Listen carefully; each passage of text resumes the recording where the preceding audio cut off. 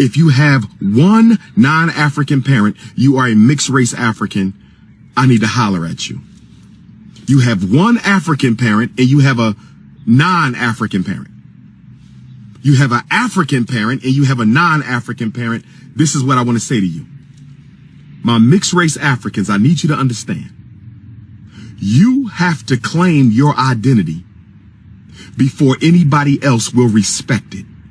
You have to know who you are. The problem with some mixed race Africans is you are uncomfortable about your identity. You haven't made up your mind yet as to whether or not you want to live as a biracial. You haven't made up your mind if you want to live as an undercover white person. You don't know what you want to be. Once you have come to the realization, once you have come into the consciousness that you are a black man or a black woman, and you affirm that, the world will respond to you based on your foundation. You have to stand first in order for the world to sit down. When I hear mixed race Africans say, Dr. Umar, I'm not sure, that's okay. It's okay to go through some confusion. Okay? But in order to come out of that confusion, you have to make up your mind. It's okay to go through some confusion.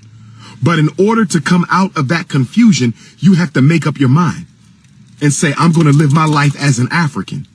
And the reason why so many of my mixed race African brothers and sisters, because let me say this, I accept all of you who accept your Africanity, your African DNA, your African ancestors, your African heritage. If you identify as being an African, I have no problem with you. If you identify as being an African, I have no problem with you. Now, if you're going to say you're mixed race and multiracial, I don't want to be bothered with you. I don't have time for that because you're mixed up. I can't go into battle with a mixed up Negro. I didn't say reject your white father. I didn't say reject your white mother. That is your mother. You should love her and you should honor her. That is your mother. That is your father. You should love your father. You should honor your father. That's the reason you got here. Nobody is asking the mixed race African to reject their white parent. No one is asking the mixed race African to reject your parents. No one is asking the mixed race African to reject your parent. We're not telling you to do that. Okay? You have a non-African parent, whether they Caucasian, Asian, Arab, Mexican, you have a not Japanese, Chinese, you have a non-African parent, you should respect them. You should learn that culture. That is part of your ancestry. Nobody's telling you to alienate yourself from one half of your ancestry. We're not saying that. What we're saying is that you are an African. The DNA that predominates in your cells, in your body, in your melanin, in your skin, in your hair, in your voice, in your body, that's African energy. You are an African with a white parent. You are an African with a Chinese parent. You are an African with a Mexican parent. The African dominates. There's no such thing as being half white. African DNA dominates. There's no such thing as being half Chinese. African DNA dominates. There's no such thing as being half Latino. African DNA dominates. All we're saying is understand that. Nobody says you can't go to the white family reunion. Nobody says mistreat your white grandmother, mistreat your white grandfather. We're not saying that. But we're saying you need to understand and understand and overstand, my mixed race Africans, that you are an African. The world is going to see your battleground. Your first battleground is your family. I hope my mixed race Africans are listening. I hope my mixed race Africans are listening. I hope Facebook is, there we go. Once you make your white cousins, once you make your white aunts and uncles, once you make your white nieces and nephews, once you make your white grandparents understand that I'm a black man, I'm a black woman, and you're going to respect me as such, you will not have trouble from black folks. You have to own it. If you walk into a room insecure, black folks who got a problem with mixed race Africans are going to eat that up. You got to step into that room with pride, my mixed race Africans. You got to step into the room with pride, my light-skinned Africans. my green eye Africans, my straight hair Africans, stop being insecure around black folks. Let them know I'm just as black as you. I don't care if you don't like me. I don't care if you roll your eyes at me. I don't need your permission to be an African. It's no different than when I go to Africa. It's no different than when I go to Africa. It's no different than when I go to Africa. There's some Africoons on the continent. Yes. I've encountered Africoons in Ghana. I've encountered Africoons in South Africa. I've encountered Africoons in Nigeria. I've encountered Africoons in the Gambia. I've encountered Africoons in Senegal. I've encountered Africoons in Malawi. I've encountered Africoons in Kenya. I've encountered Africoons in Nubia. But you know what I tell them Negroes right from the gate? I like, listen, don't disrespect me. I'm as African as you, and I probably know more about African than you do. You will not disrespect me. I'm not here to ask your permission. This is my birthright. Africa is my mother like she's your mother. I'm not here to ask your permission to be black. I'm probably blacker than your ass. I'm not here to ask permission to be black. I'm an African, and if you got a problem with that, you can go your own separate way. But what you ain't gonna do is treat me like I'm something other than what I am. You got to own it. You got to own it. You got to be unapologetically African. You got to own it, brothers and sisters. You got to be unapologetically African. You can't be walking around unsure about being black. You can't be walking around wondering if black people are going to accept you. No, mixed race Africans, you got to own the room. But you got to be black all the time, my mixed race Africans. You got to be black all the time, my mixed race Africans. Because some mixed race Africans, not all, some of our mixed race African brothers and sisters, they want to be black certain times and then they want to be white at other times. I've seen this. I've had to call a couple of my mixed race African brothers and sisters out. I've had to call a couple of my mixed race African brothers and sisters out. I had to tell my mixed race African brothers and sisters, listen, when you around white folks, you tend to act like you're white. You don't see us. But you see us at the Dr. Umar lecture. You see us at the Kwanzaa. You see us at the woke events. You see us at the conscious events. But when you in the suburbs with white folks, you act like you don't know nothing about what it means to be black. You cannot be a helter-skelter Negro. Mixed race Africans, be white all the time or be black all the time. Be multicultural all the time or be unapologetically African all the time. You can't have it both ways. And that right there is the biggest challenge of the mixed race African. The biggest challenge of the mixed race African is understanding you can't have it both ways. You're going to be black 7 days a week, 365 days a year, or you're going to be a so-called multiracial 7 days a week, 365 days a year. It cannot be both. It cannot, it will not, and it must not be both. That's all I want to say. I accept you. I accept you. I ain't got no problem with mixed race brothers and sisters.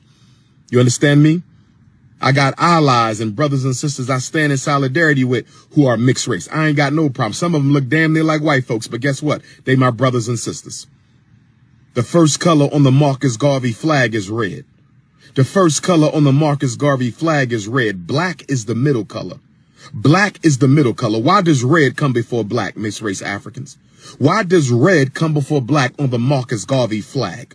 Why is red before black? You know why red is the first color on the flag of Marcus Garvey? You know why red is the first color on the revolutionary Pan-African flag? Because it is the blood that makes you African, not your skin tone. It is the blood that makes you African, not your skin tone. Not everybody is blessed to be kissed of the sun. Not everybody is blessed to be the color of God. And when I say color of God, I'm talking blue, black, purple, midnight, because that's the color of God. God is the universe. God is the universe. God is the universe. God is blue, black, purple. So if you happen to be a blue, black, purple African, you happen to be the color of God. Bless your soul. Bless your soul. Bless your soul. But even if you're not the color of God, if you got the red blood of Africa in you, you are an African. And that's why red is the first color on the Marcus Garvey flag. It is red, black, and green. It is red, black, and green. It is red, black, and green. It is red, black, and green that makes you an African. It is the red. It is the red. So as long as you got the blood of Africa coursing through your veins and you claim your African identity, then you are African. It's just that simple. It's just that simple. Okay? Like I said, your greatest war will be against your white relatives. The greatest identity war of the mixed race African will be within your own family. Convincing those white supremacists you are related to that you are a black man and you're going to live your life as a black man. Convincing those white supremacists that you are related to that you are a black woman and you're going to live your life as a black woman. That's your biggest challenge. Once you are comfortable around your white family, you will be comfortable around your black family. Once you are comfortable being African around your white family, you will be comfortable being African around your black family. Once you are comfortable being African around your white family, you will be comfortable being African around your black family. But I'm going to tell you this, my mixed race Africans. I'm going to tell you this, my mixed race Africans. I'm going to tell you this. You will be held to the same standard and code of behavior as all other Africans. You will be held to the same standard and code of behavior as other Africans. You will not participate in the snow bunny crisis. I don't give a damn if your mother white. If you claiming to be an African, you're not dating white girls. I don't give a damn if your father white. If you claim to be an African, a Pan-Africanist, a revolutionary Pan-Africanist, a revolutionary Pan-African nationalist, black woman, mixed race sister, you will not date the snow demon. You will not date the snow demon. That's right. That's right. If you want to walk this life of Pan-Africanism, my mixed race Africans, if you want to walk this walk of Pan-Africanism, you will be held to the same standard of behavior. Oh, I was dating a white girl because my mom white. I don't want to hear that shit if you claim to be an African. I was dating a white man because my father's white. I don't want to hear that shit if you claim to be an African. So make up your mind and choose a side. Nobody trusts somebody on the fence. That's what mixed race Africans got to understand. The white man is not going to trust you being a part-time European and a part-time African. The black man is not going to trust you being a part-time African and a part-time Neanderthal. You got to make up your mind.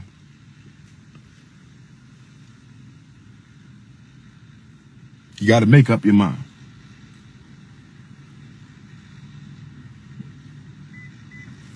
Once you make up your mind about who it is you want to be,